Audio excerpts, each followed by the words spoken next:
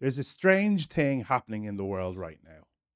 We have more information than any generation before us, and yet people seem more confused, more reactive, and divided now more than ever. Opinions harden instantly. Outrage spreads faster than understanding, and uncertainty replaces curiosity. And the problem isn't really a lack of intelligence, it's simply a lack of critical thinking. In today's world, critical thinking isn't just useful, it's protecting us. It's protecting me and it's protecting you. Because when you stop thinking critically, you're giving permission for someone else to think for you. Critical thinking isn't about being skeptical of everything. It's not about being cynical, contrarian, or even the smartest person in the room. At its core, critical thinking is simple. It's the ability to pause before accepting something as true. Examine how you know what you think you know. Separate emotion from evidence, and to be able to tolerate uncertainty long enough to try and understand something properly. Critical thinking isn't fast, it's just deliberate. And that alone puts critical thinking at odds against the modern world. We now live in an environment that rewards speed, not depth. Hot takes outperform nuance. Confidence beats accuracy. You see it time and time again. And emotion simply spreads faster than facts. You see, algorithms don't really care if something is true, they care if it keeps you engaged. And the easiest way to keep someone engaged is to do one of three things, or all of them: to trigger fear, to trigger anger, or to validate. You see, critical thinking requires you to slow down a little bit. And slowing down in this day and age is almost like an act of rebellion. When critical thinking erodes, a few things reliably always follow. People begin to confuse feelings with facts.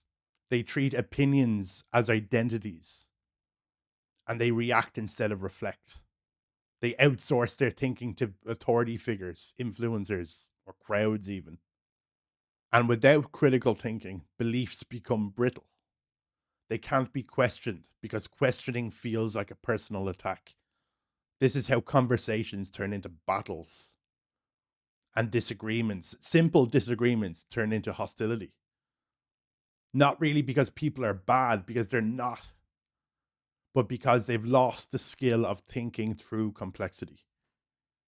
Critical thinking isn't just for the big issues as well.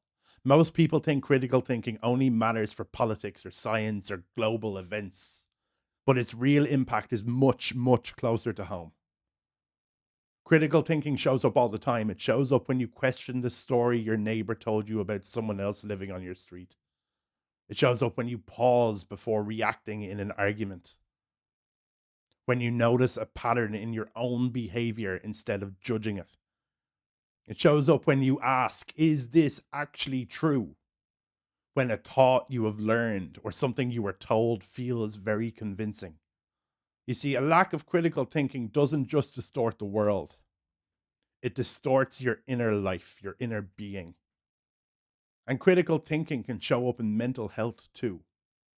This part is always overlooked. You see, many emotional struggles aren't caused by the actual events themselves, but by the unexamined interpretations of those events. You see, thoughts like, this always happens to me, or everyone else has it figured out, or this means I must be failing, they require critical thinking to be proved wrong.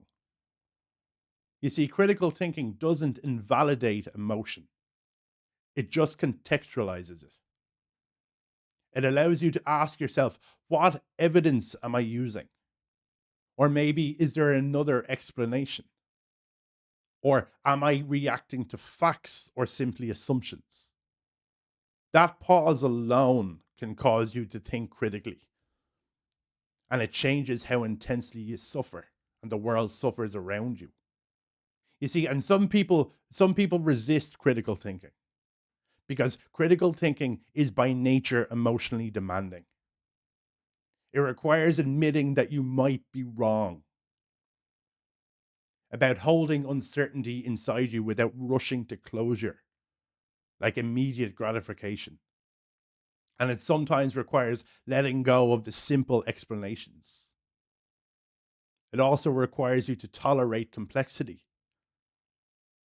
You see, certainty feels safe, nuance feels unstable. So the mind really often chooses comfort over accuracy, not because people are stupid, but because certainty reduces anxiety. You see, critical thinking asks you to sit with discomfort long enough to understand what you're thinking about. And that can be difficult. But there's a cost to outsourcing your thinking. You see, when you don't think critically enough, you borrow certainty from everywhere else, from social groups or from online personalities, from headlines, ideology, trends, social media. And this creates a very simple illusion of confidence without understanding. And that there is a problem because the danger isn't in disagreement. The danger is believing something so strongly that you stop examining the facts altogether. That's when thinking turns into belief maintenance. See, what critical thinkers actually do differently to people who don't critically think, they don't necessarily know more. They do a few very simple, subtle things differently. They ask better questions instead of rushing to the answers. They separate the strength of a claim from the confidence behind it.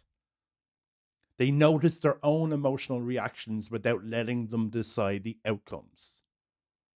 And they stay curious for longer than is comfortable. You see, these people, they don't ask, is this right or wrong? A critical thinker will ask, what information am I missing to form a just and fair opinion on a situation?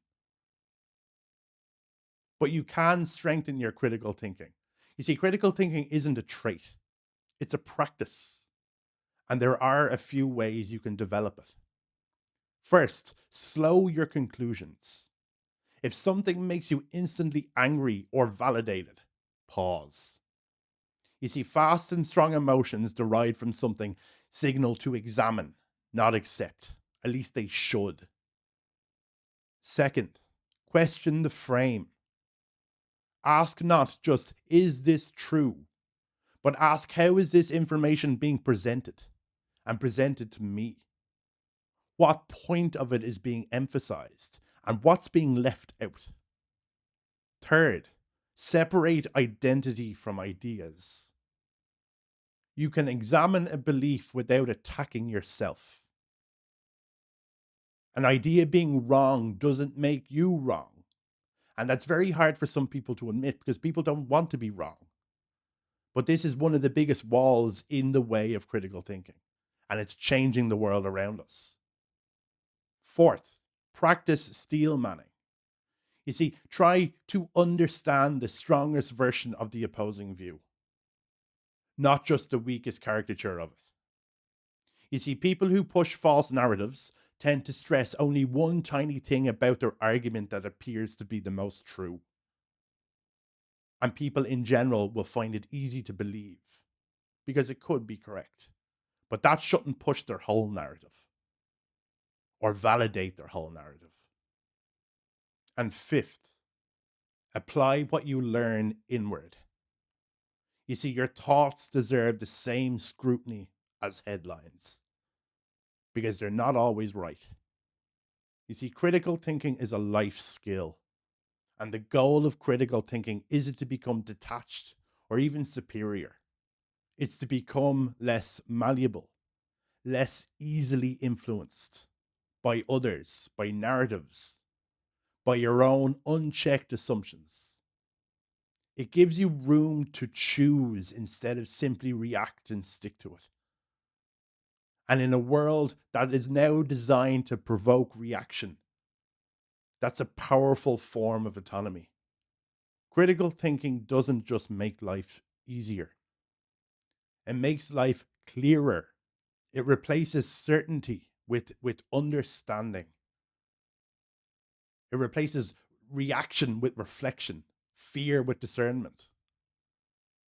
And while it won't give you all the answers, it gives you something much, much more valuable: the ability to ask better questions of the world, of the headlines, of stories, of yourself, of others.